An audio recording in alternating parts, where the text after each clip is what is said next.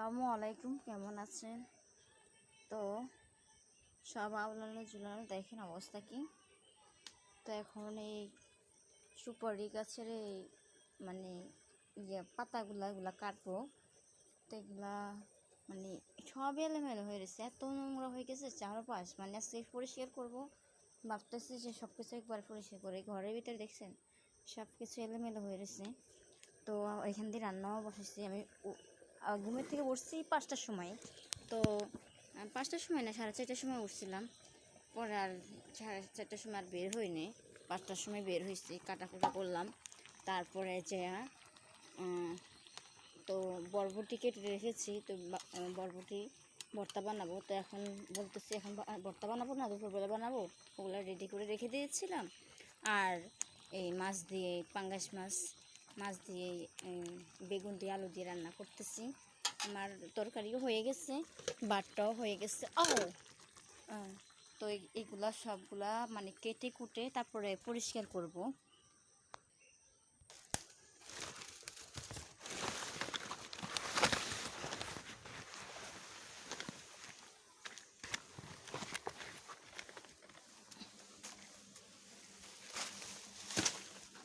তো অনেকগুলো নিয়ে নিয়েছি, এগুলো সব কাটবো এখন।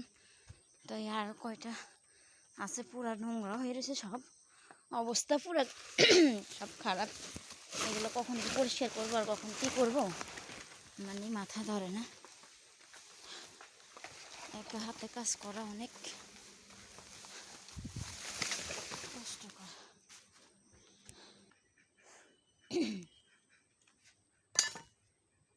তো এখন এগুলো কেটে নিব একে করে সব।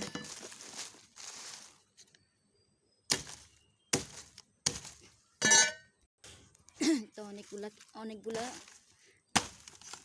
ইয়ে পাতা কেটে নিয়েছিলাম। আসলে একা হাতে ভিডিও করা বা কাটা আমার জন্য খুবই কষ্ট হয়ে যায়। তো কাটা শেষ, সব কেটে নিয়েছি। আমি অনেক হয়রান হয়ে গেছি, দেখেন কি পরিমাণ ঘামাইছে। ভাইয়া ভাইয়া পড়তেছে, এই পরিমাণ ঘামাইছে মানে আল্লাহ। তো এই ডোকাটাকে এইগুলা এই ঘরটার ভিতরে রাখিনি, কারণ ছোট করে আগে তো ছিল এটা লার্কির ঘর, এটা ছিল লার্কির ঘর। তো এখন তো এটা হয়েছে এই ছোটো করে এটা বানাইছি, এটার মধ্যে সব লার্কি রাখি। এটা লার্কির জন্য এটা করা হয়েছে। তো আমি এগুলো এখন রেখে দিব এখানে। তো সব জাম করে এটার ভিতরে হয়রান হয়ে গেছি আল্লাহ।